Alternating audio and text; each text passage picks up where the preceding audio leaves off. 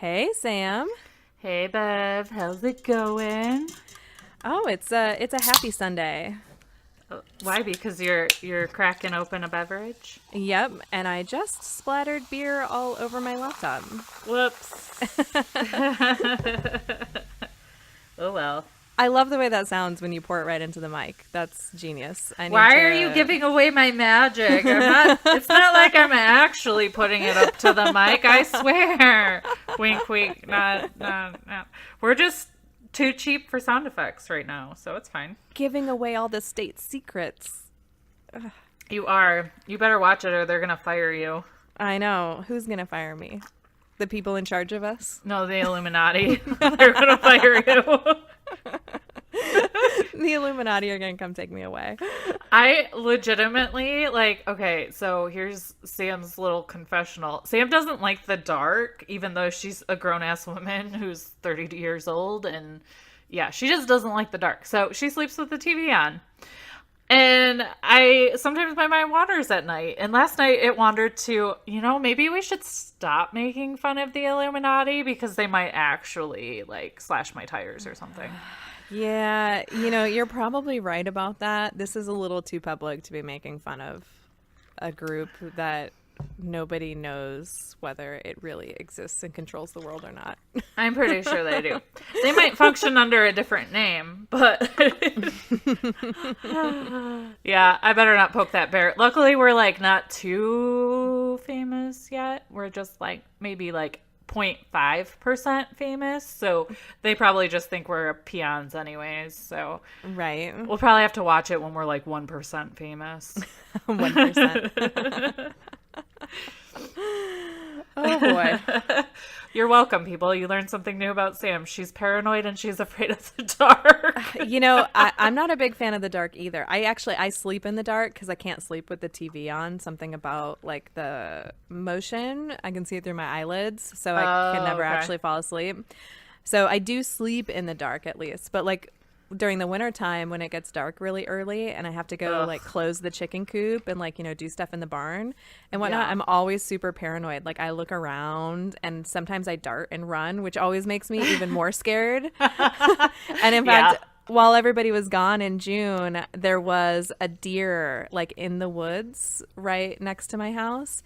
And when I came out, I must have scared it because it made that really loud noise that they do. Oh, yeah. That chuffing. I don't know how else to describe it. Yeah. But it scared the shit out of me. Oh, no. I was oh my God, someone is in the woods. They're going to get me. And no one's going to know about it for days because no one's here. I think it was just a deer.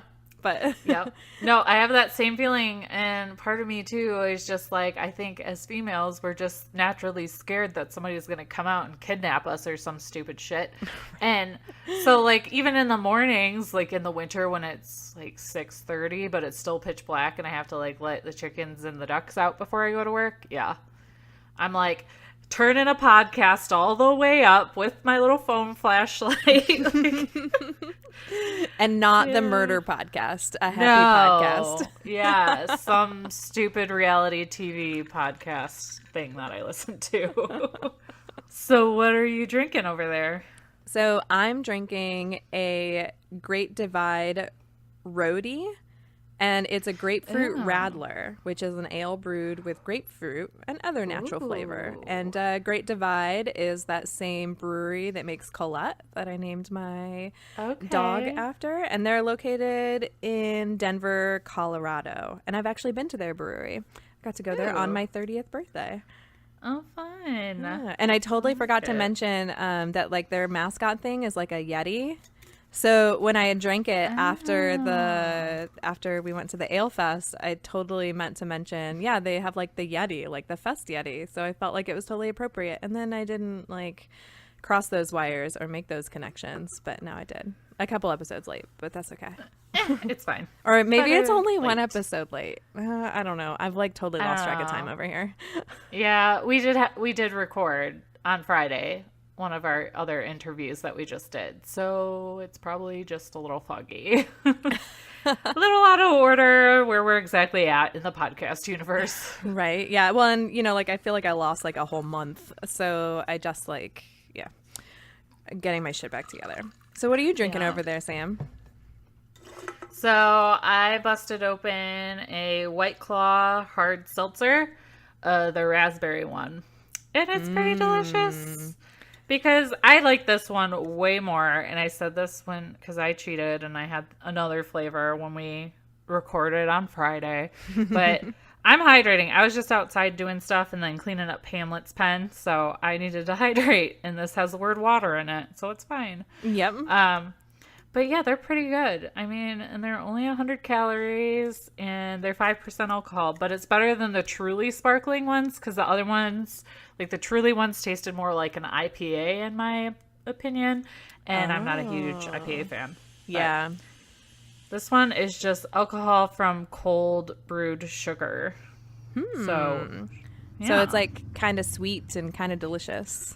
Yes, but it's like got natural flavors in it and shit. So go me.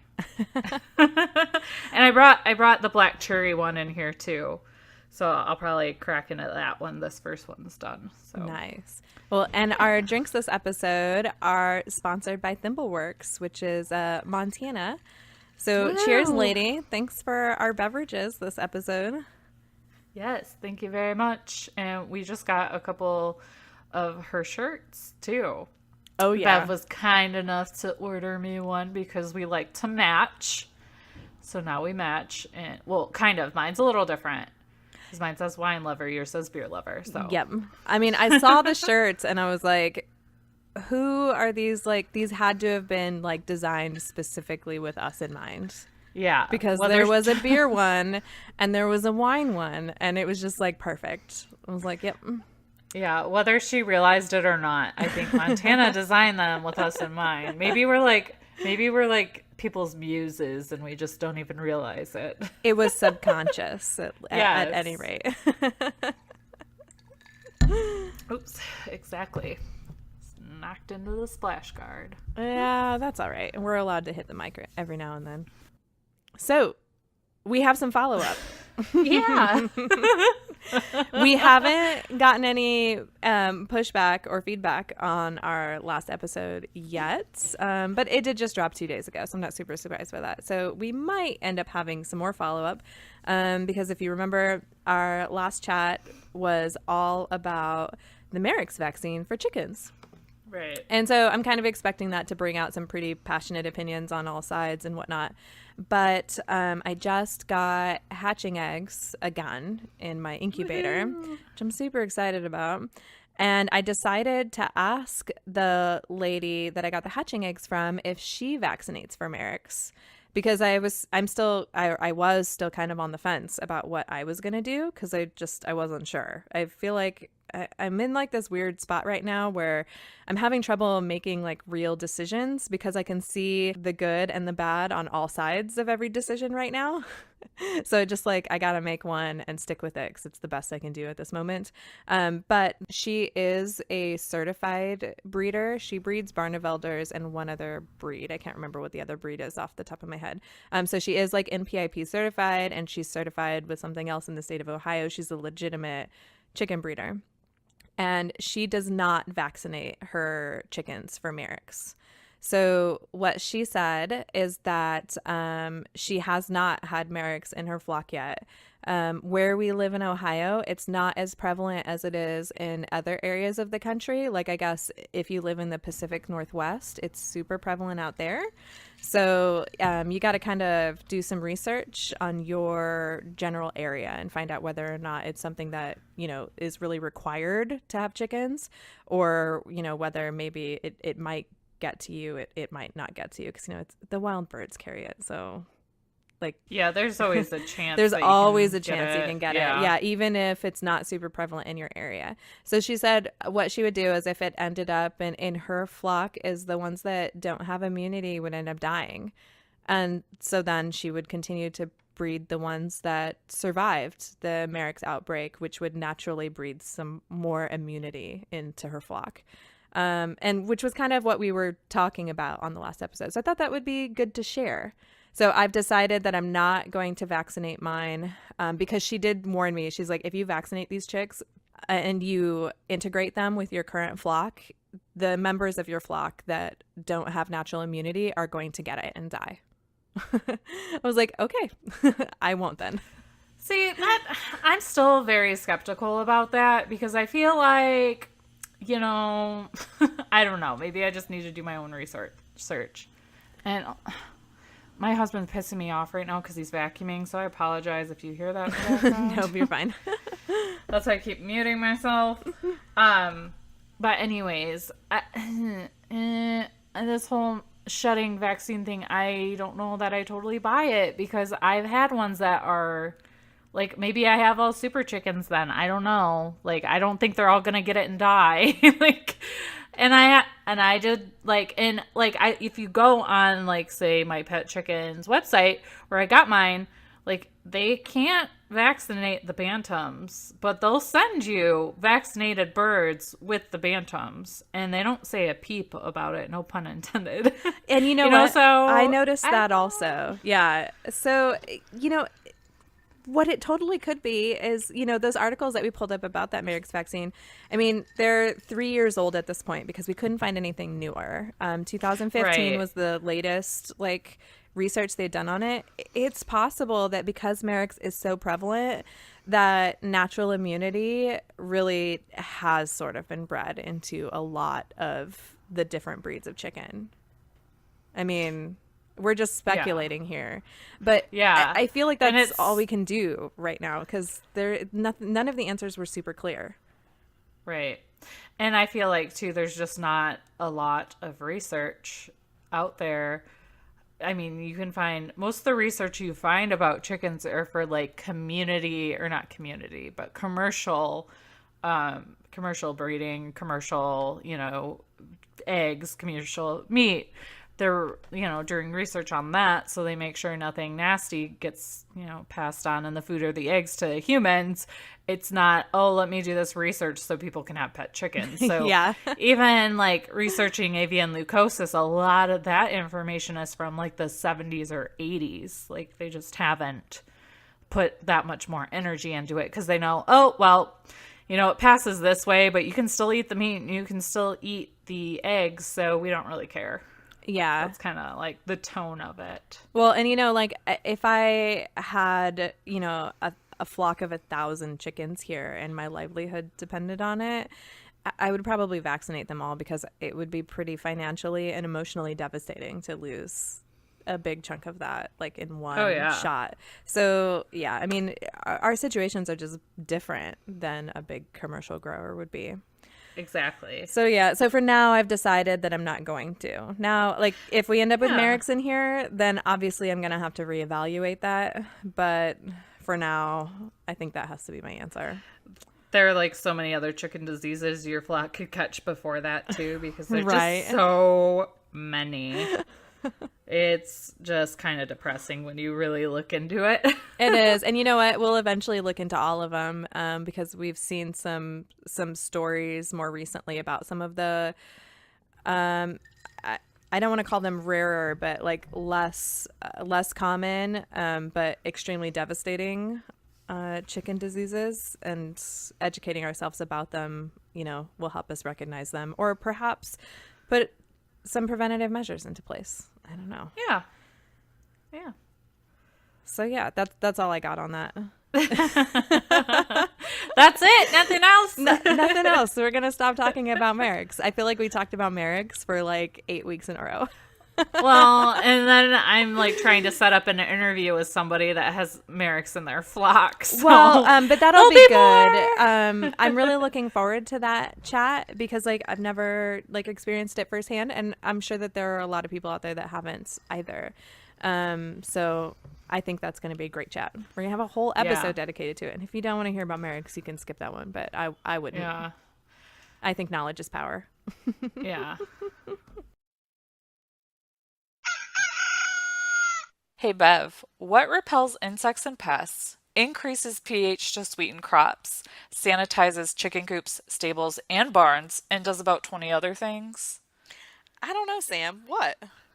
For Saturday Lime, the organic, very, very safe to the point where you can eat it, but I don't recommend that, lime product that you can use all over your farm and in your house. Well, more outside your house, but you get what I'm saying. It's safe to use inside your house. Yeah, and totally don't eat Yes. it because it is not made of ground up limes. No, and while it looks kind of like cake powder, it's definitely not.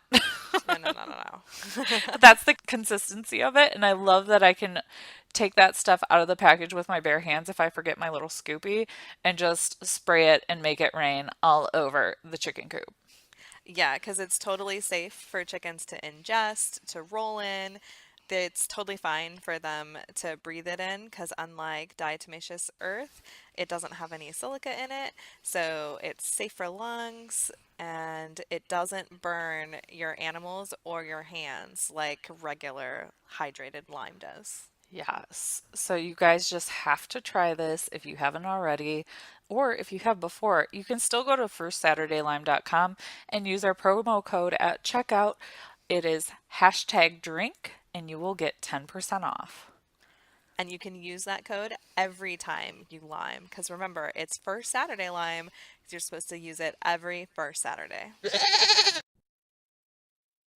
On our last episode, we talked about I needed to write a tagline for Drink and Farm. And then while I was editing the episode, I was like, we already have a tagline.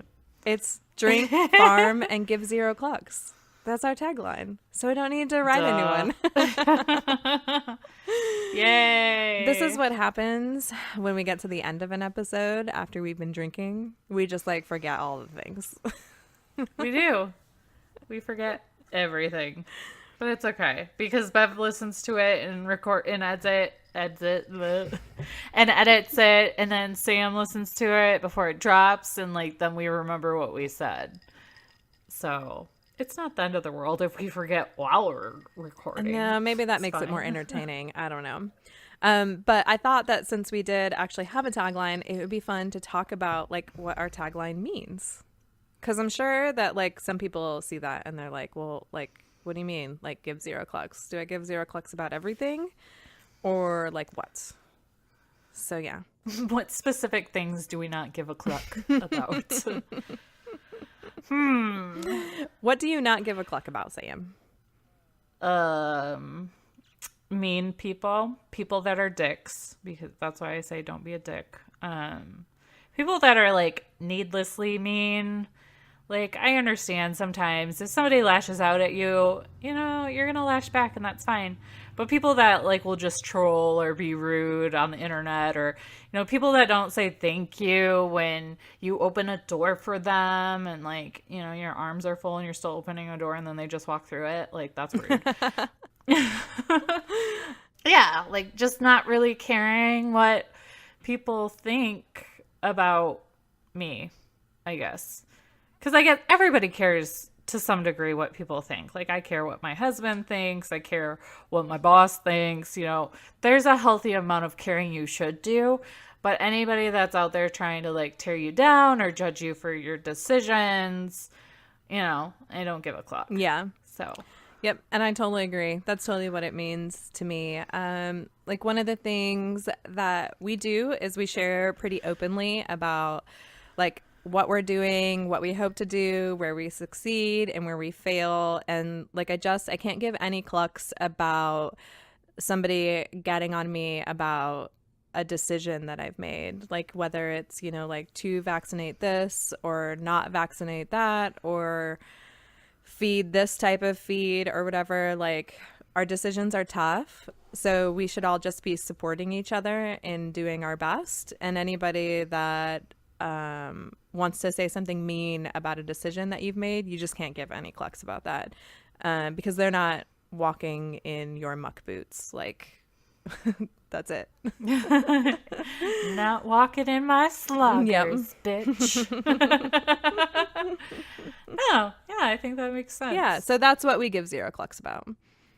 Yeah, we just came up with that tagline and didn't really think about the meeting until afterwards, but hey, it works. It's fine. Yeah, it totally does. And I think that can resonate with a lot of people, because, yeah, I give a lot of clucks about my family, obviously, And I love my animals to death and don't want to make any wrong decisions when it comes to them. But yeah, I can't give any clucks about what people think about what I'm doing around here. Yeah. And it's really difficult to get to that point in your life where you don't give clucks. And I think so much of just like social media, or just, being an awkward teenager, even like growing up, you really care about what other people think, and you take it super personally when somebody doesn't like you or doesn't agree with you, and it just takes a while. And some people never figure out how to not give any clucks. Well, I think what it is what ends up happening is people are under the impression that if somebody doesn't make a decision similar to what they would make, it's like a personal attack on their decision making and the research that they've done on their decisions. But you just can't look at it that way, because we all have different scenarios that we're living in. So we're all capable of different things or have the bandwidth for different things. And some of us have done research in certain areas and less research in other areas. Like, we just all don't have the same information sometimes also. So like, you just can't look at things that way. Yeah, exactly. I remember very clearly, I used to, when I had Aurora, I got super into the natural birth movement. So like, I was just like, I remember being like blown away when people thought it was weird that like I wanted to give like natural childbirth and like not have any IVs or anything. And I was like, what do you mean? Like, why do you think that that's weird?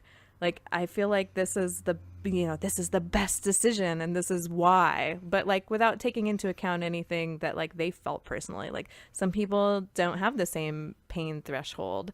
Some people have different trust levels in different institutions than other people. Like, you can't discount those people's experiences and feelings either when you're talking about the decisions that you've made. But I've grown up a lot since then. Aurora's 7, so I'm 7 years older. She's almost 7. She'll be 7 in October, which really isn't that close. I don't know why I said almost 7. But I mean, I've been saying Aslan's like almost 11 for like 6 months now. So it's because we just know how fast time marches. Exactly. It is going to be October before we know it. And we're going to be wearing sweatshirts and being like, oh, we're enjoying the cooler breeze. And then all of a sudden the snow is just going to, clobber us, and we'll be miserable. And we're going to be like, again. where the cluck is summer. Exactly. And we'll be complaining about Mother Nature again. That's like all we do. Sorry, Mother Nature. Yeah, maybe if you weren't so ornery, we wouldn't have to complain about you so much. So, and I have a correction to make about something I said last week. Uh-oh. So I said that I had read somewhere that the heat affects the color of my chicken's eggs, but I couldn't find anything that said that. I think I just made that up. I don't know. It was towards the end of the episode. But I could find drinking 0 things to back that up. So I wanted to make it super clear that I have no proof that heat affects the color of chicken eggs. But all sorts of stuff does affect the colors. And usually it's just their internal egg making system. It just does weird things sometimes. So that's that. The end. And this is why Sam and Bev don't publish articles, and they just spout out whatever they want to, because sometimes we're not always right. Like, one of the things I kind of glazed over last week was that the whole egg withdrawal thing for antibiotics. There are certain antibiotics that don't have an egg withdrawal, like Corid, which is used to treat coccidia, or cocci, whatever you want to call it. Basically, like, really bad chicken diarrhea.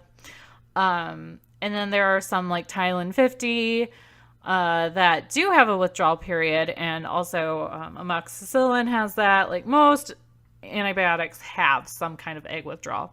And I didn't really point that out because, or not like super clear anyways, like, you want to really do your research before you just give your animals antibiotics, and make sure you're tracking the ones that you do give them to properly, whether it's separating them or, keeping them mixed in with your flock. Like we were able to put Cosmo back in with our flock because we only have 2 white egg layers.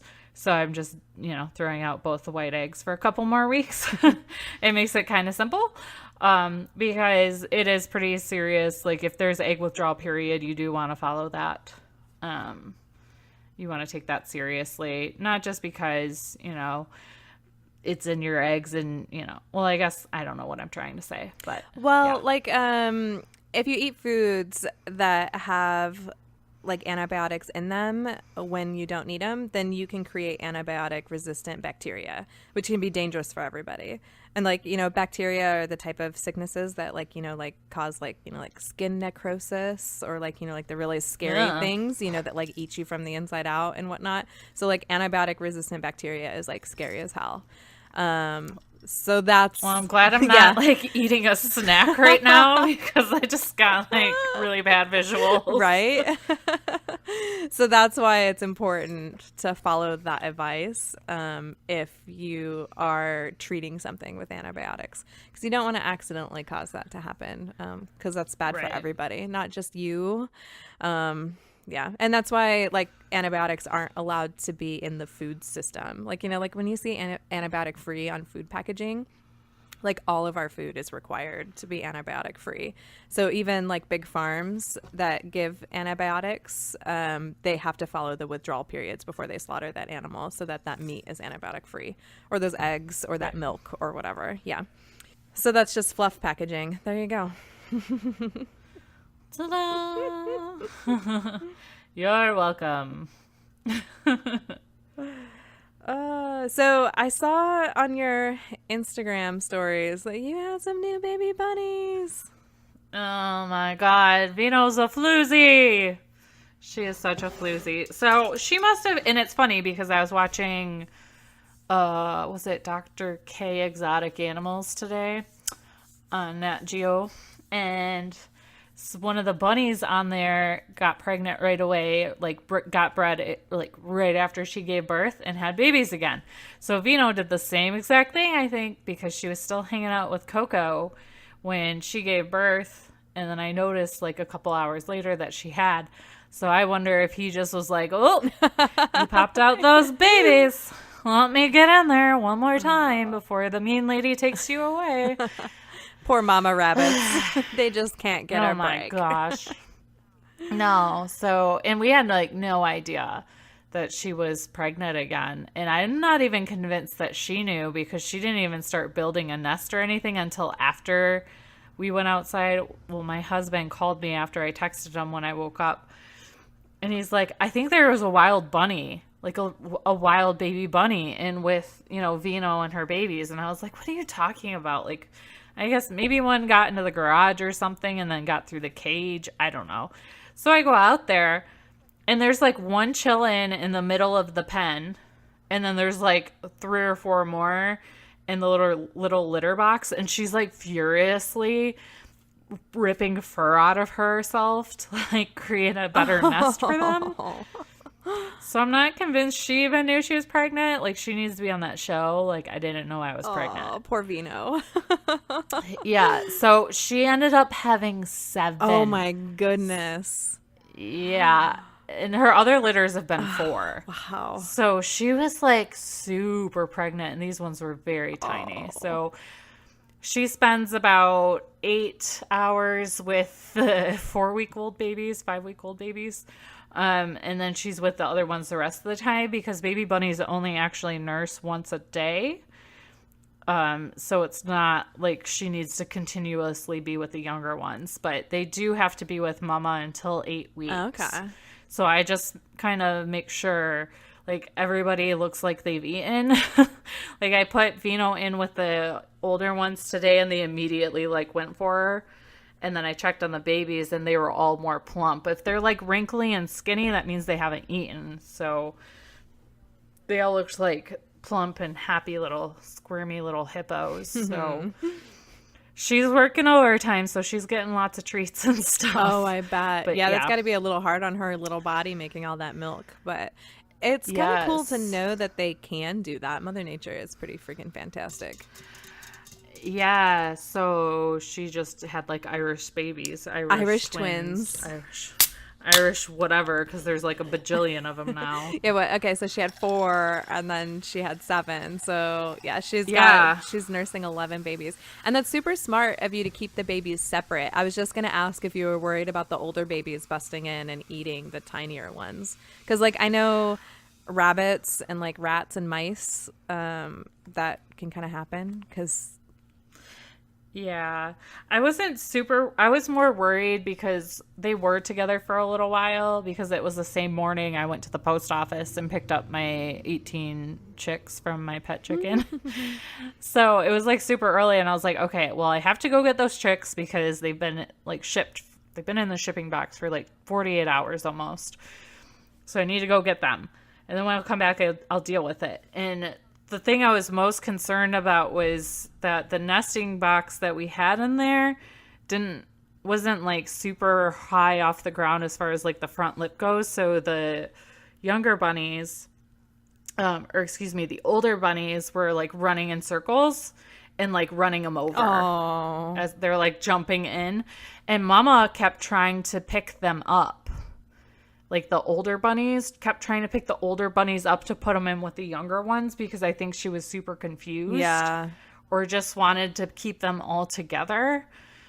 So, yeah. So one bunny was like covered in blood because I think Mom was still covered in blood a little bit down by her lady parts. So then she ended up like cleaning her up and stuff and it was fine. But I have it so the smaller bunnies are in a hutch facing so she can see both sets of babies during the day. Smart. Yeah, I hope so. So it's either stressing her out because she can see them, but she can't get to them, or, yeah, I didn't want her to not be able to see them, or see at least the cage where the other ones are. Because they're super smart. Yeah. And they know where their babies are. So, yeah. So that was a fun little adventure. So how long is a bunny's gestation period? It's like 28 days. Wow, so that's pretty short. Okay. Yeah. So somebody on my Instagram today said, so basically bunnies could take over the world if they wanted to. And I said, yeah, yes. pretty much. Basically. It's insane. I mean, that's why there's so many in my backyard. Yeah, nothing has like had a chance. Yeah, and even the things that I did like actually try to get planted into the ground, they don't have a chance because there's so many rabbits back there. My cousin came for a visit and she's like, you have got to start trapping and eating these rabbits. And I was like, I'll think about that. I guess I hadn't considered that. She's like, yeah, it's your land. You can totally just trap them and eat them. I'm like, oh. Yeah. Have you had rabbit before? No, I've never eaten rabbit, so I don't know. It's really good. Is it? Okay. Yeah. Especially in like stew. Like rabbit stew is really good. Oh, that sounds like a good fall dish. So is squirrel. I don't know if you had squirrel before, but I had that growing up. No. But that in like a stew too is also, it's pretty similar to rabbit. I haven't had squirrel either. And you know what's funny? I had never heard of anybody eating squirrel until Camo and Feathers posted that photo. Of her, like, I don't know what she was doing with the squirrels, but it was something about, it was part of the process of hunting them down and like breaking them down so that they could eat them. And I was like, what? People eat squirrel? Like, I thought that was something that like when we were little, we just like laughed about, but no, it's like totally legit. Yeah. It's pretty good. Is it? So, I'll have to try that. My dad used to go squirrel hunting. I'm not sure how much he does it. I think he was like mostly helping my brother like learn how to hunt and gun safety and all that fun stuff. So I don't know how much he still does it, but yeah.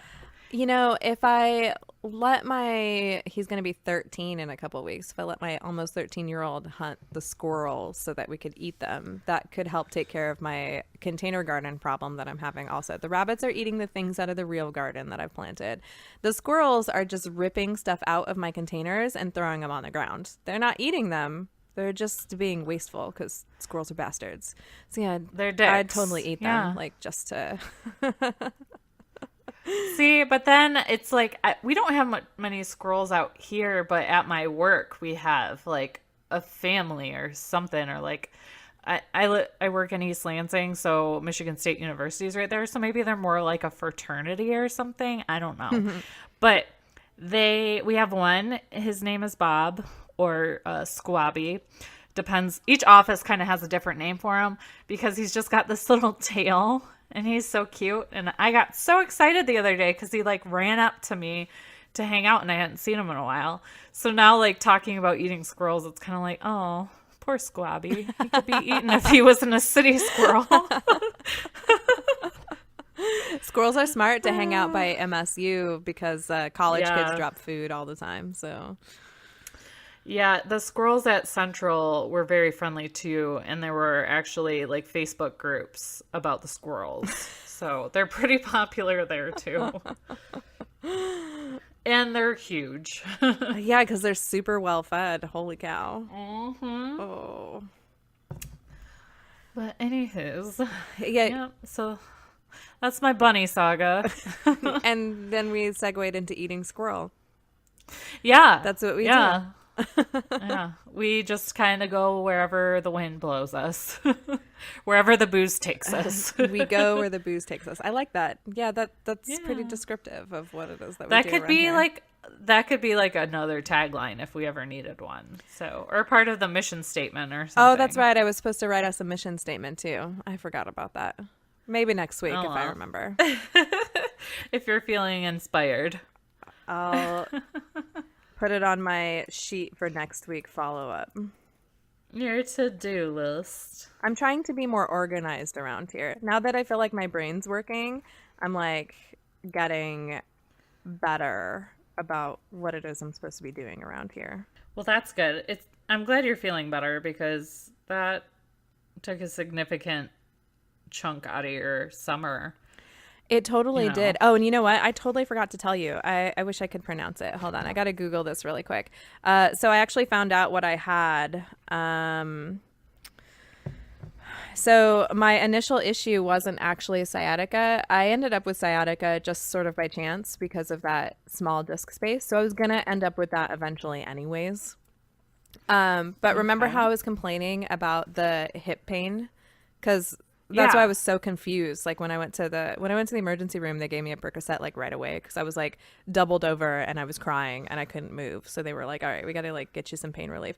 So I was like kind of high on Percocet and they were like, "You have sciatica," and I was like, "What? No, it's not my back, it's my hip." And they're like, "No, it's sciatica. This is what it is."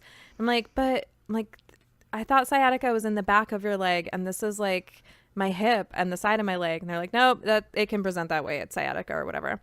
So it turns out that there's a nerve in the side of your hip that can get pinched from seatbelt injuries when you're in a car accident. Oh, no way. Yeah. So back in April 12th, when we had that car accident, I pinched that nerve and didn't realize it. And then like I sat and, I did the $150. So I like sat in a van for 24 hours, like with my legs, like in driving position, which probably just like sort of pinched it further. And then it just kept getting worse and worse because I didn't know what I was dealing with and I was doing the wrong thing to like take care of it because I didn't realize that that's what it was. So like my problem just snowballed because I'm an idiot and I'm terrible at taking care of myself. I never put myself first. I always put like everything else around here first. But I'm trying to like reset that mindset because like we missed peach season this year. All of the peaches on our trees rotted because I couldn't walk out there and pick the peaches. So I still have to go out there and pick them because I can't leave rotten fruit on the orchard because that will just cause orchard problems next year. So I still have to pick them, but I'm waiting until we get our utility vehicle back from the shop so that I don't have to walk all the stuff down because that'll just irritate all my issues a little more. I missed wild blackberry season. Like I miss all of these things when I'm not working. So I have to I have to start putting myself first so that I can actually do all the things that like everybody needs and like all the things need because the trees aren't people, but But I mean, if you don't take care of yourself, you're gonna not even be effectively taking care of the people and things around you. So it's hard to get into that mindset, I think, sometimes because it's just go, go, go and get it done. And how can I be most efficient in what I'm doing when really you're like killing yourself?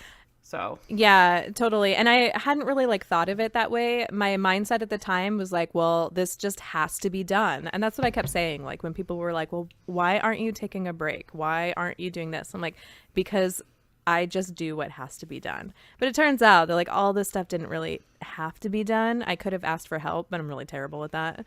And like I could have like, done things just like, like scaled back a little bit or, taken things, like back a notch or just not cared about certain things quite as much. And I probably wouldn't have ended up in such a bad place because I would have been taking better care of myself. But yeah, the thing that I had, and I got it confirmed by my chiropractor and my massage therapist. So kind of working as a team. And I start physical therapy in a couple of weeks. So hopefully I'll be back like to totally 100% by the end of the year. I can't pronounce it very well, but it's called Meralgia paresthetica. And I'll stick a link in the show notes to it because it's kind of rare. But if you're feeling a numbness or a pain in like the side of your hip or the side of your thigh, you should definitely ask somebody about this because it requires like stretching and physical therapy and like a lot of stuff to get that nerve unpinched. My leg is still numb. So like we still haven't unpinched it clearly. And it's super weird to like be able to stab yourself in the leg and not feel it. yeah, that's not natural. Your body feels pain for a certain reason. Right. So yeah, like I'll be sitting down and I'll be like, something doesn't like quite feel right. And I'll look and I'll be like, oh, it's because there's something kind of stabby back there and I need to get off of that or I'm going to like end up drawing blood. Or like, oh yeah, that's like super hot. I shouldn't sit on that. My skin's not going to like that very much. Yeah, that's not good. Well, I'm glad you figured out what it was though. That in and of itself must help. Just like knowing what it is. Yeah, it does. And it makes me feel a little less crazy too, like with how long everything just like kind of went on. Because that wasn't making me feel very good either. Because I'm like, I'm starting to feel like one of those like chronic complainers. And that's not really who I am. I'm just like a put my nose to the ground and like get shit done kind of a person. Right. But yeah. And I had to be super persistent in order to find this. None of my doctors or like anybody found this for me. I had to eventually find it, like because I kept looking up all of my symptoms, and like sciatica just didn't fully make sense. I think I did eventually pinch that because the pain that I was in was like pretty severe, but that wasn't my first problem. I had all sorts of problems that sort of cascaded. Right, and sometimes one problem can hide another problem. Kind of like chickens, we don't always know exactly what's wrong with them, and they're really good at hiding disease, and sometimes comorbidities happen with that situation, and you fix one thing, and then you discover there's a whole different thing, so... Yep. You just sound like a chicken. I am kind of like a chicken. Hopefully by this fall, though, I'll be back to good. I want to be like running around corn mazes and stuff by this fall, so that's my goal. That'll be fun. Here we are talking about fall. Yeah, I know. I'm like getting weirdly excited about fall, and I usually do around beginning of August, but like I'm not even close to ready to being that close to winter. So yeah, it can wait. Like I feel like the past week has been very like mild compared to what it has been before. So my brain is starting to go into, oh, I'd really like to wear a sweatshirt mode. Well, it's funny. I was just talking to Jared about that. We've been getting up early and sitting on the porch, and it's been so cool out there. I've had to throw on a hoodie early in the morning. And I feel like that's the first time this summer we've had to do that. Yeah. And normally this is the hottest time of summer for here. So like we sort of had like a weird backward summer. So a couple weeks ago and last week we were like all over it because it had been so friggin' hot. Like you couldn't even enjoy it anyways. But now this week it's been like gorgeous 80, 79, low in the mid 50s. Like you're like, yeah, no, this is what our summer is supposed to be like. Yeah. No. And I wanted it to be like hot as balls this past week because I was on PTO all week. Oh yeah, so you wanted to float in the pool with your unicorn floaty. I only did twice. Oh. But yeah, and I thought about it today, but like I mentioned, I got those chicks from My Pet Chicken, and they're not paying me to say that. I don't know why I keep plugging them for free. Probably because it was just such a good experience. But, I do recommend them if you're gonna, I don't know exactly like what their ethics are on the whole rooster front or anything like that. I didn't dig that deep, so maybe a little shame on me, whatever. Because I did order them back in like January, but I had to wait until July to get all of the variety I wanted, like in the same week without having to pay like crazy shipping twice. Yeah, because you've got to ship them. Yeah. Yeah, and it's not cheap for that shipping, which I can't blame them. Like, it should be that expensive because I had 18 little chickie lives, and they all arrived safely. That's so awesome. One was a little dumpy when I got my black copper Moran, but she ended up getting better. But, I posted something on my story about it. They reached out and asked if everybody showed up okay. And then I told them about the black copper Moran being a little dumpy. And then they followed up the next day. So it was like super nice of them to, just care about somebody posting about it on Instagram. So that is pretty nice of them. Nice. And you know what? I think that says something about their company. Maybe someday we can chat with them about their company ethics if they'd be open to it. But they're a pretty popular place to order chicks from. From what I've heard, most people have really good experiences with with the condition that the chicks arrive in when they've been shipped. Because I know there are some hatcheries that has not been the case. But most of the time when I hear people say my pet chicken, it's all been positive. I haven't heard anything negative yet. So. Well, Martha Stewart got her chickens this year from My Pet Chicken. So if it's good enough for Martha Stewart, yeah. Oh. So they've plugged that on their Instagram a few times. I've seen, which I would too, Well, and My Pet Chicken was where I was looking at getting my hatching eggs from originally. But since this was our first time, I didn't want to pay that much for hatching eggs and then have them not really hatch, so I decided to hold off. But when we start getting like the fun and funky breeds, I think that's what I'll end up doing. Hey Bev, what's your favorite treat to give your chickens? Oh, it's definitely Grubblies. Oh, well, what a coinkydink. That's mine too. We're like the same person. I know. It's so weird, right? But one of the main reasons I love Grubbly Farms is because they're a small business run by like two really young, fantastic businessmen, and it actually started in their laundry room. Now, I don't know about you, but getting boys to do their laundry is kind of a struggle, so it doesn't surprise me that this started in their laundry room with 700 black soldier fly grubs. That's amazing. So not only are you supporting a small business when you purchase Grubblies, but you're also giving like the healthiest treat that you possibly can to your chickens because they're super high in protein, they're super high in calcium, so it means strong eggshells and strong healthy feathers. And seriously, the Grubblies bring all the hens to the yard. Yes, and they're like, it's better than worms. Yes. So use code WINE20 at checkout. You'll get 20% off your first order of Grubblies. And they also have a super sweet subscription, so you can just bring the Grubblies to your house every month without thinking about it, and your chickens will love you for forever, basically. True that. The reason why I didn't get in the pool this afternoon was, one, I was like, I have a lot to do. And then I spent like an hour cleaning like 10 little chickie butts. Because I think my brooder still might be running a little warm or something. I put some electrolytes and some probiotics in their water again today.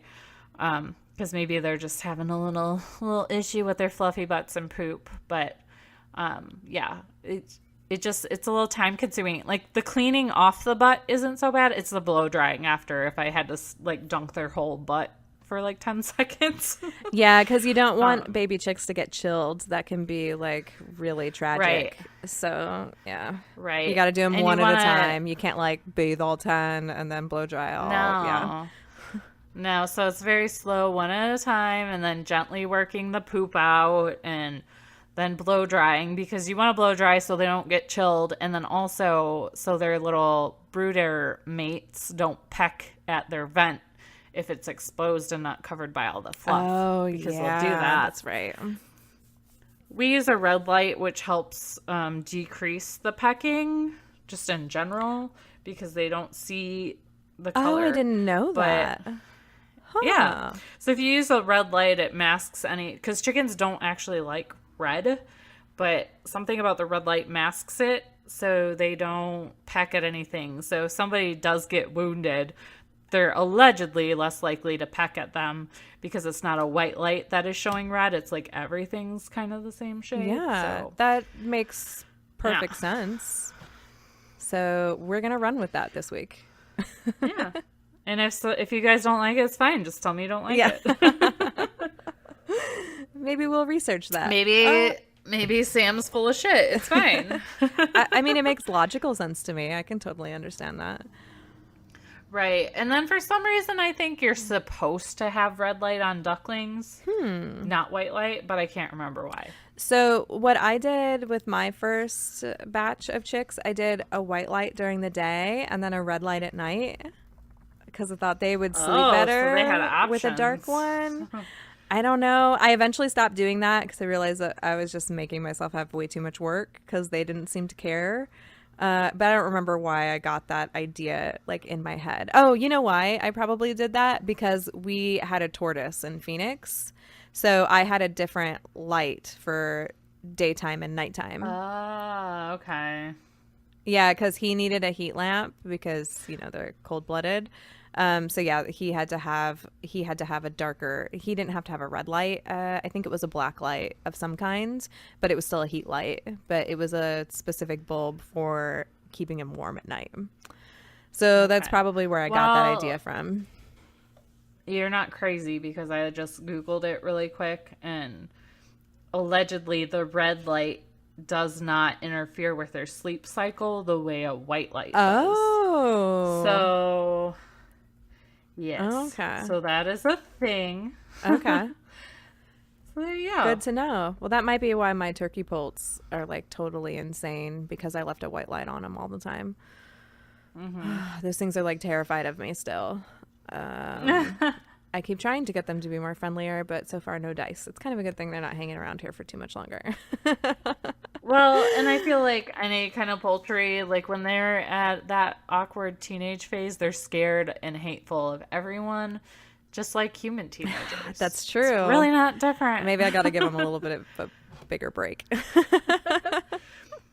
Because two of my Polish that I got from the feed store a couple months ago, that the guy was like, "Oh yeah, they're all pullets," when he's a freaking liar. Or he didn't understand what he ordered because like I got it up with, I got 4 Polish that day.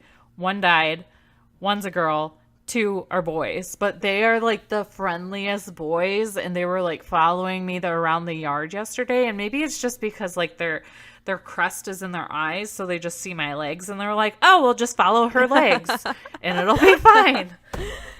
But they're so sweet, and they were like super angsty when they were like, a couple weeks ago. Okay. So maybe they'll warm up to you as they get I can older. only hope.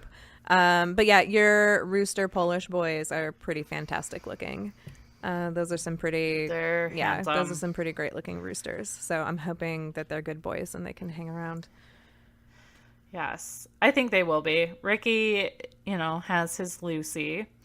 And then the other one we named El Diablo because he has a Y comb. So instead of just having a straight comb, it looks like he's got devil horns. Oh, that's super cool. Mm-hmm. So I guess that's like a genetic thing. It's funny because Ricky has like no comb, but he's got huge wattles.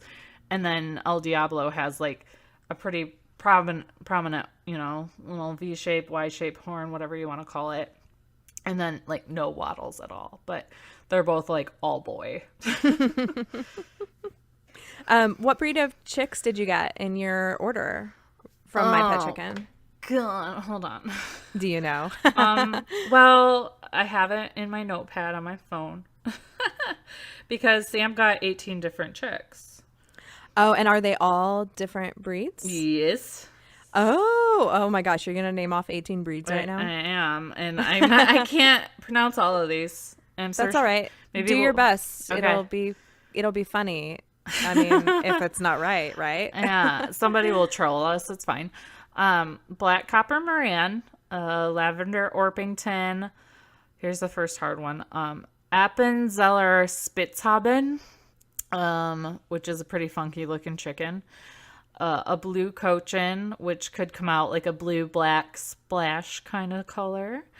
A blue splash Marianne. A blue/black/splash Americana. Executioner Leghorn. That's not right. It's basically like a black and white Leghorn looking cute chicken. A golden lace Polish, a Millie Fleur Dusal, whatever. Yeah, it's a girlfriend for Snickers. I've named her Peanut.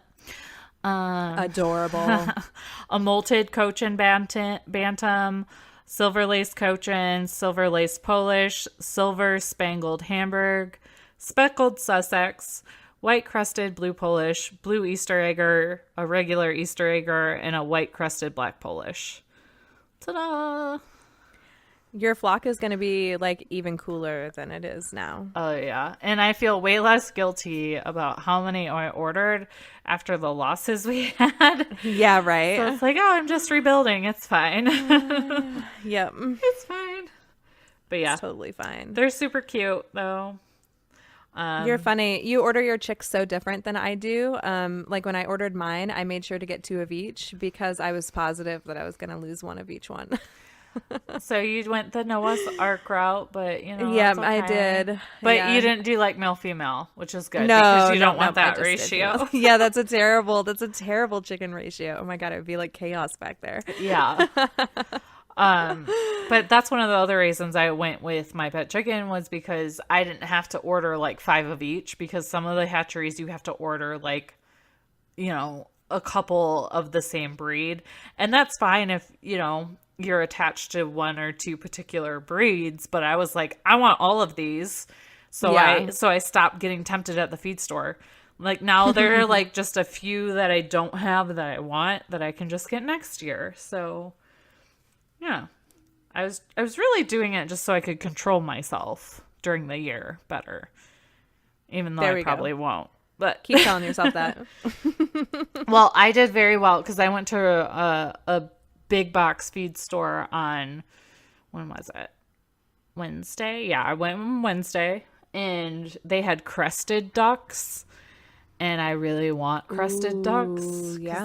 They kind of remind me of like Donald Trump because it looks like they're wearing a toupee, and I just think it's hilarious. And I really just want one. Actually want 2 of them because you have to buy at least 2. And I could tell they were probably like a week old already, so they were still sitting there. And I was like, oh. But I resisted and I did not get them because I love my husband and I don't want a divorce. So Give yourself a pat on the back for that. yeah. Oh, I will. You deserve it. But he's like, I'm surprised you didn't bring it home. I was like, yeah, well, you didn't answer my text message. And I figured we have 7 new bunnies today and 18 new chickens. I better not push it. Right. You're Maybe like, next year. I have to clean all this poop up. So like, Yeah. Yeah, exactly. And ducks are little poop machines. So, that's right. They're pretty messy. but they're adorable. So. But you did integrate your latest ducks recently, right? I did. So that went better than I expected. What we did, we have the fortune of having a pretty big duck house.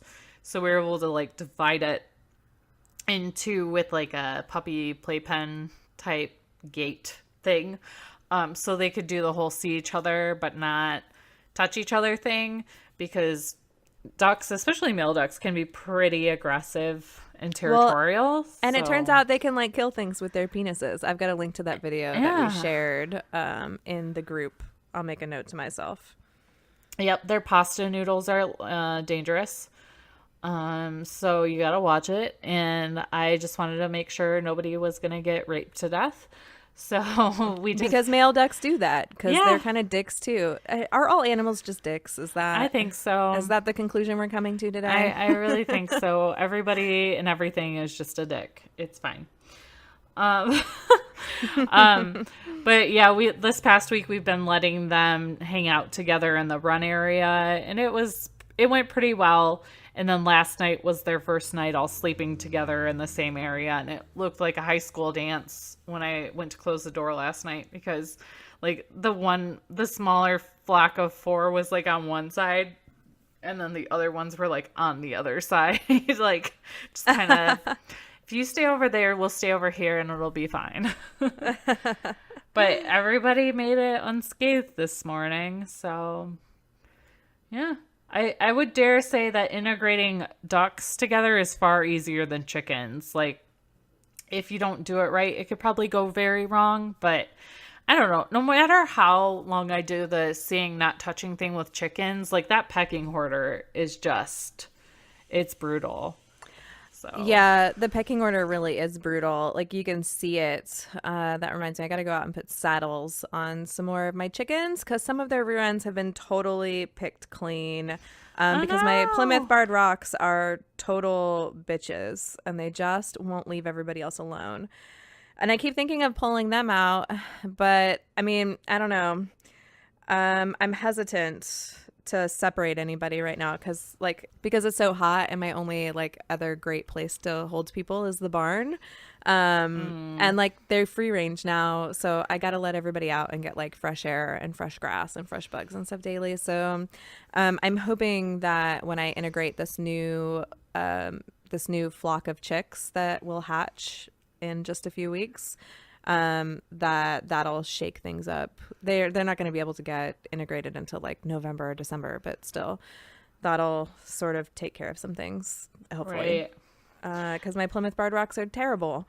They're the prettiest chickens I have, and they're so friendly to me, but they're so mean to everybody and what else. you could do too is maybe even just take them and put them in the barn for like a day, like if you're gonna have like a rainy day or something. Oh, that's not a bad idea. It might chill them the F out enough where they kind of get a little reordered in the pecking order because they were gone for a little bit.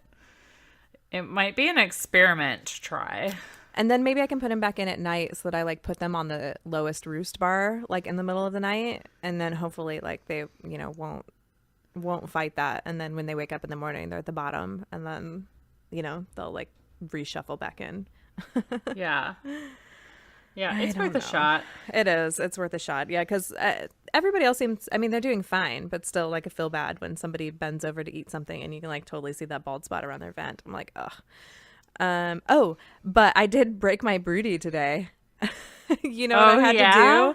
What'd you do? Cleaned the coop and the nesting boxes. So I took all the nesting box material out, and instead of filling it like full of like soft fluffy straw, I just stuck those mats that come in the Henny and Rue box in each box. Oh. So it's not like a super cozy place to hang out anymore. She like hopped in there and was like, she like kind of looked around, and now she's been out with the flock all day. So yeah, so I thought that was kind of funny. Yeah, it's not even like you intentionally tried to break her. It just kind of happened. Yeah, no, I had kind of given up on trying to break her because I kept thinking about sneaking some of these eggs under her. But because I've got eggs in the incubator, but I was still trying to kind of figure out how I was going to do that. Our nesting boxes are kind of like built up on the side of the inside of the coop. So I was like, when the chicks hatch, like, how are they going to get out? Oh. Like, because it's kind of high up. And they'd never be able to get back in. Like, once they got out of the nesting box, they'd be stuck on the floor for forever.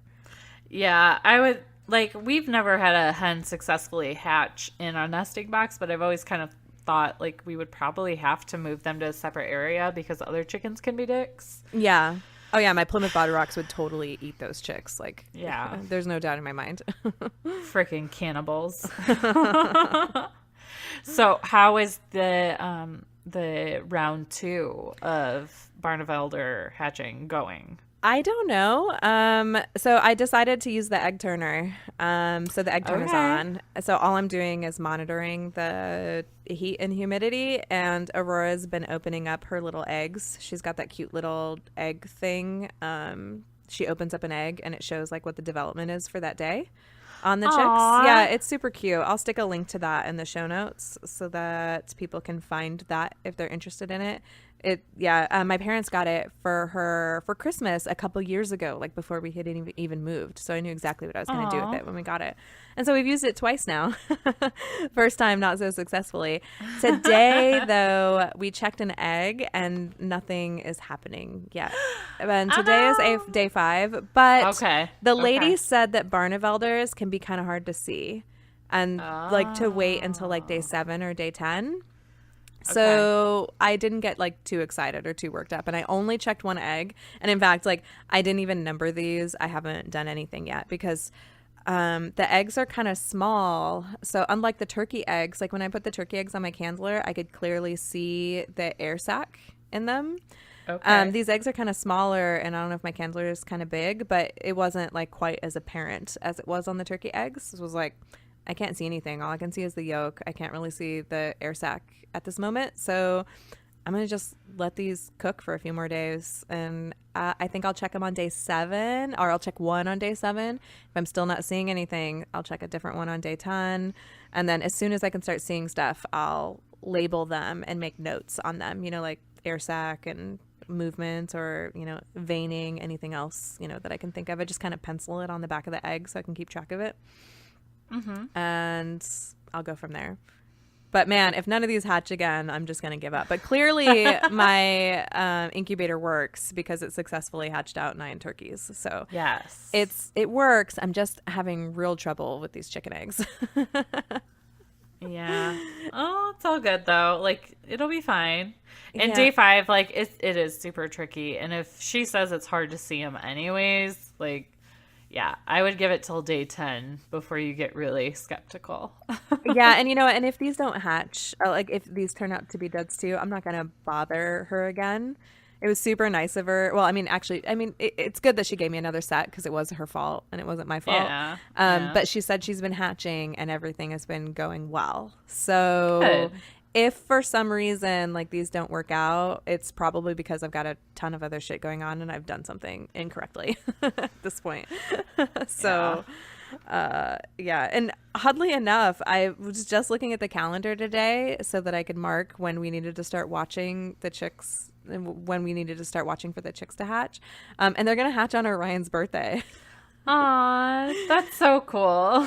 Which is super funny. And unfortunately, we're planning on being gone for the day at Kings Island. So the kids might miss these chickens hatching.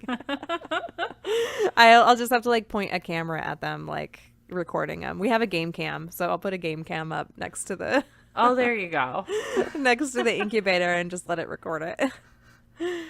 Yeah, it'll be like you were there. Yeah, It'll be well, fine. and luckily, like they don't necessarily hatch like on day 21. We'll probably end up with a couple like a day early and a few a day later. Like Right. those turkeys like hatched constantly over a span of 5 days. So Yeah, I mean, these chickens could totally be the same. they could. You never know. It's like every hatch is a little different. So, we'll see. I'm excited. I'm excited too. I'm looking forward to having more baby chicks around because they are pretty adorable. They are. But what's even more adorable is baby bunnies. Like, I really can't get over, like, the level of adorableness. I mean, they are kind of like little baby hippos when they come out, but once they hit, like, about a week or so, then they turn into the freaking, like, panda bunnies. So, yeah.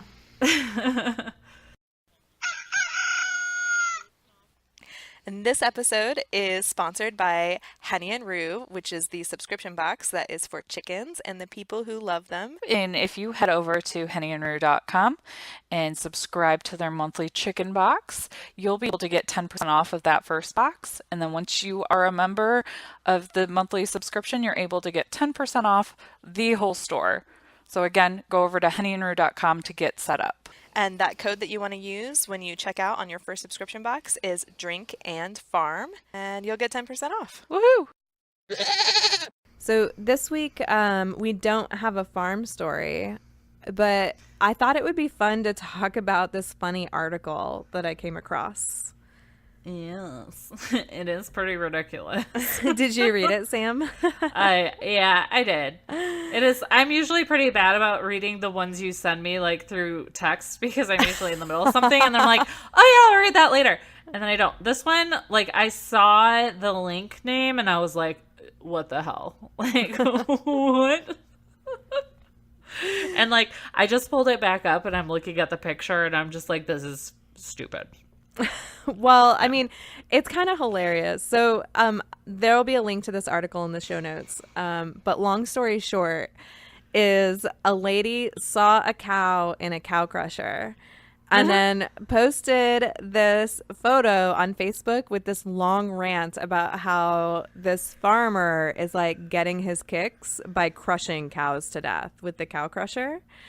But anybody that knows anything about taking care of cows realizes that it's a thing that farmers and veterinarians use so that you can do like routine veterinarian care like on your cows, because cows are freaking big. Like, how do you trim a cow's hooves without a thing to put them in and like pick them up to get their hooves off the ground? Because like, I mean, if they're your pet cow and your pet milking cow, you can probably put them on the milking stand, pick up one hoof at a time and trim them. Yeah. But if you're a big cow farmer and you need to trim the hooves of a bunch of cows, you don't have that intimate relationship with that cow. So you can't just pick its foot up. Like, they're freaking the hell out.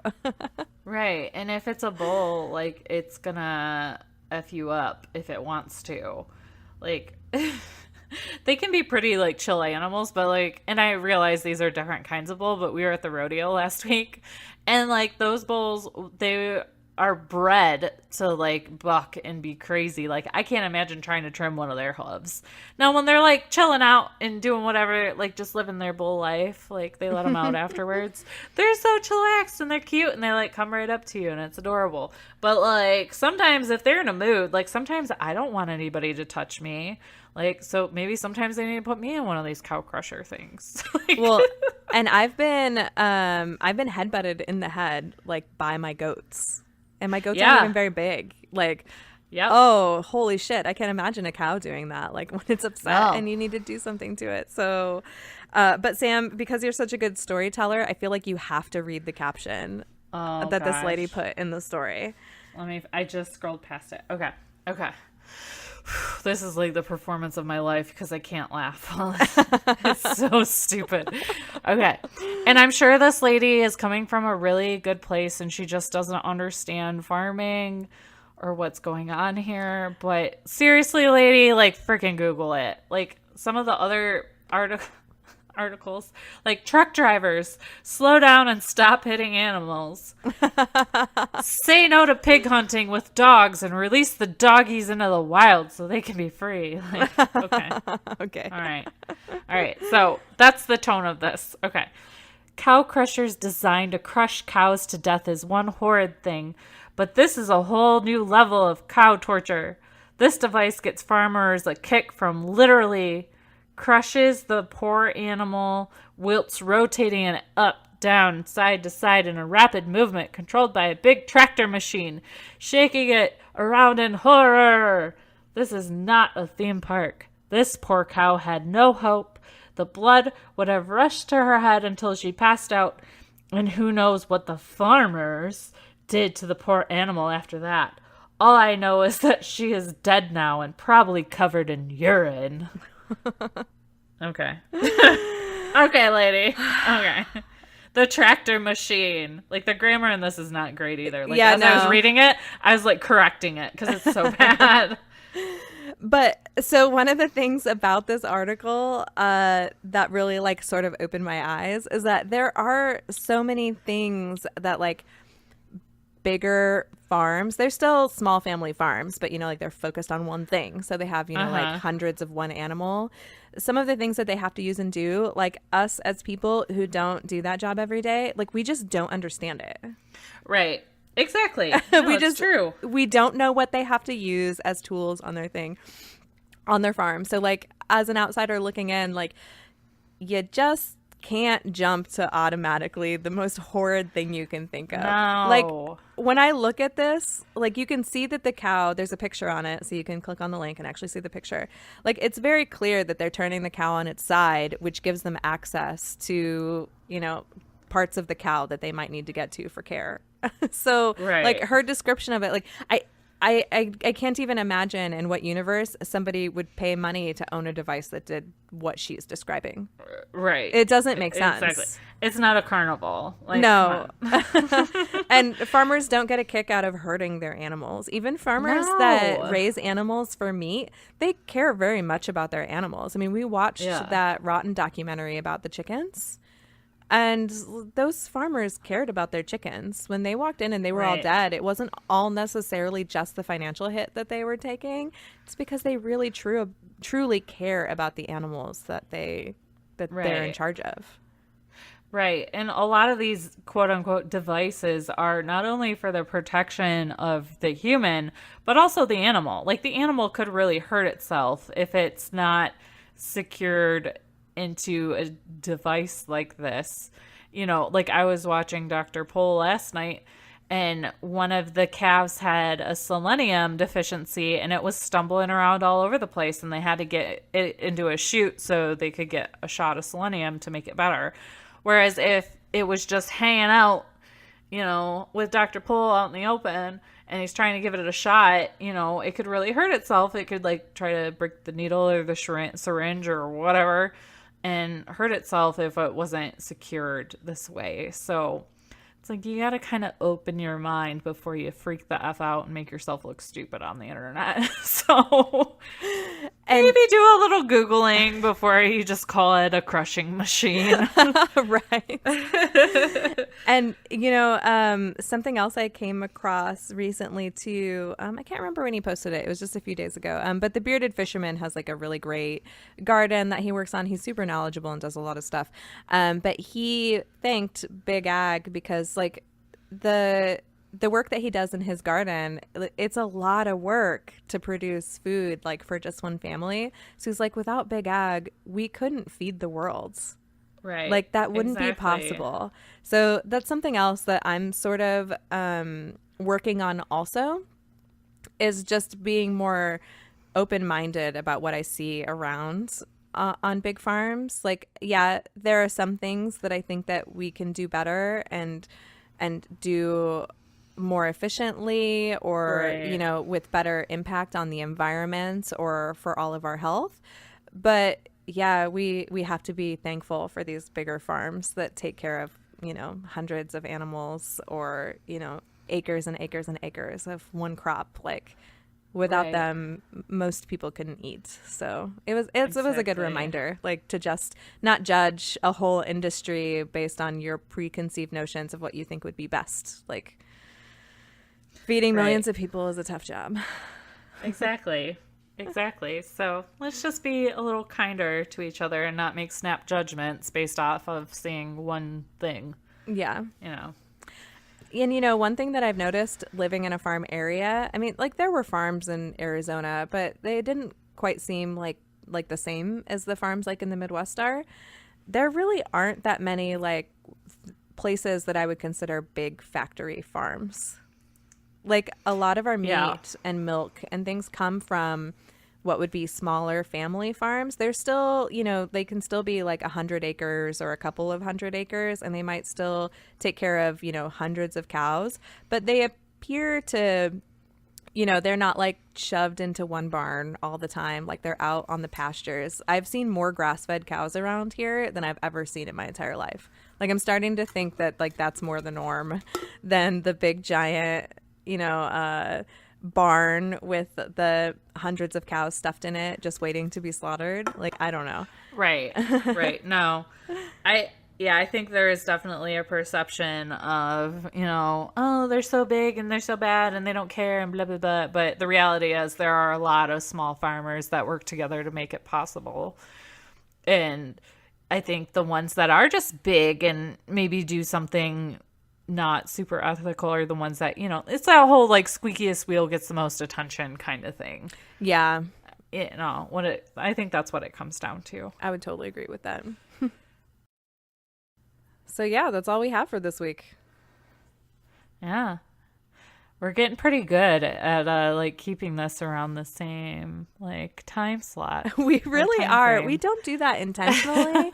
Maybe that's just when Sam and Bev start to run out of beer or wine or their drink, or they're like, all right, I'm tired of talking to you. Maybe it's like time to break the seal, or That's probably most likely.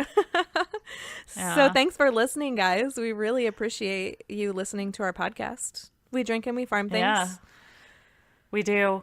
We do every single day. Well, maybe not the drinking part. I try not to do that every single day. Yeah, I try not to do that every single day too. I mean, I drink water every day, so technically I'm still drinking something. So that's right. And I drink coffee every day because without the coffee, I can't do the things. So coffee is life. Yeah, I think I'm way more like, if I had to choose between coffee and alcohol, I might have to choose coffee. Oh, I'll have to think about that. Maybe I'll answer that question next week. I think I do drink more coffee than I do alcohol at this point in my life. So maybe that means I'm growing up. We are. We got our big girl panties on. Those are the panties we chose to wear today. Yes. What panties did you choose to wear today? Tell us. Yeah. You can DM us that, and no pictures, please. No. But you can send us your farm stories too. You can send us a direct message, or a DM, as the kids call it these days, over on Instagram. We are at Drink and Farm. You can also send it to us in a Facebook message or an email, drinkandfarm@gmail.com. Whatever tickles your fancy. Because, we like to read those on the air. And also, well, I'm plugging all the things, it'd be super sweet of you to still leave us a review on iTunes, even though we're not bribing you to do so this month, or at least we're not right this second. Maybe we'll do another giveaway soon. We'll see. Maybe not. But if you want to leave us a review on iTunes or your favorite podcast provider, that would be swell too, because it helps us, and it'll keep this podcast going. For sure. And we've got a shop full of cool stuff. We got some cool tumblers. Sam makes those by hand. Woohoo! Which is pretty exciting. And we've got some stickers. So you can find that in our shop, drinkandfarm.com. What else? What other housekeeping do we have? We didn't do our housekeeping at the beginning. I know. We're just all... It's because we started talking about being afraid of the dark at the beginning, I think. That was our housekeeping. Yeah. Keep the lights on. But we also have this thing called Patreon, which is a super cool way for you to be able to support us, starting at, I think, at like $1 or $2 a month.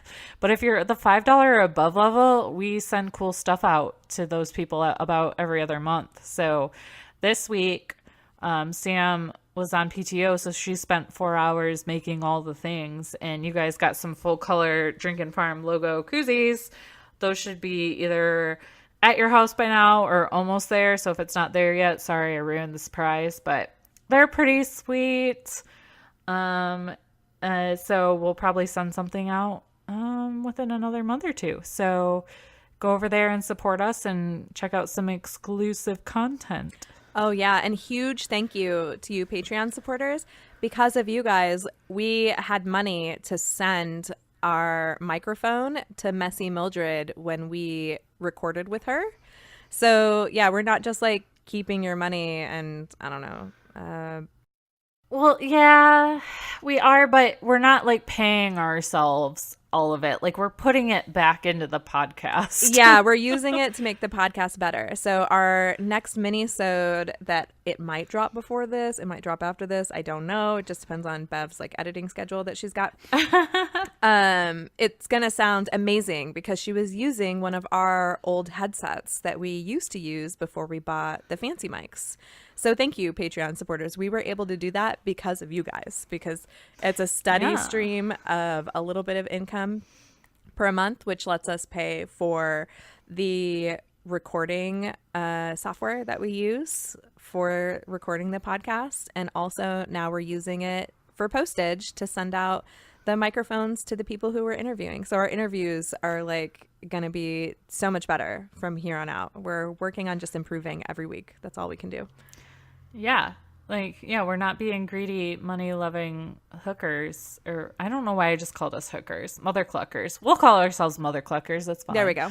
But yeah, we're very focused to make this as good as possible for you guys before we start making any kind of profit. Like literally every penny that you give us goes into buying more merchandise, or like Bev said, paying for the recording software, or sending those microphones off, or maybe even taking another field trip soon to try to hang out with more of you guys. So Yeah, that would be pretty cool.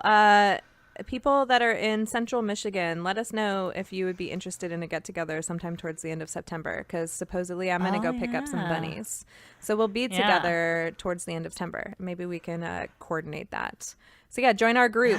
Let us know. That's a good place to talk about get-togethers, is the group. Because those are the people that I'm assuming want to interact with us the most. So it makes sense. I'll put a link in the show notes to the group so you can find it if you haven't found it yet. And also, Sam and I are going to work on scheduling another happy hour, because we had a blast. Nobody told us they hated it. Nobody told us they loved it either. So I don't know. I don't know if that's just a vanity project for us or what. Maybe they're just kind of like, it's mediocre. It's fine. Like, it's fine if you do it, fine if you don't. I don't know. I had fun.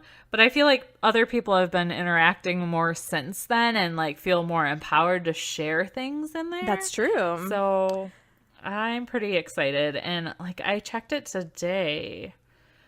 We have we have exactly 60 members now. So that's huge in my book. Like, I better start like being more social on social media. Be more social in our social group. Imagine that. So join that. We'll do another happy hour. I don't know when yet, because we've got to talk about that and schedule it, because we both obviously have to be free to do it together. Yeah, we will figure it out, and then we'll let you guys know. Probably sometime very soon, though, because we did have a blast. Yep. Totally agree. Yes, so that's it. Thanks for listening, guys. We appreciate you. We have a great time doing this, and we hope you have a good time listening. Yeah. Woo-hoo. So drink, farm, and give zero clucks. That was a good one.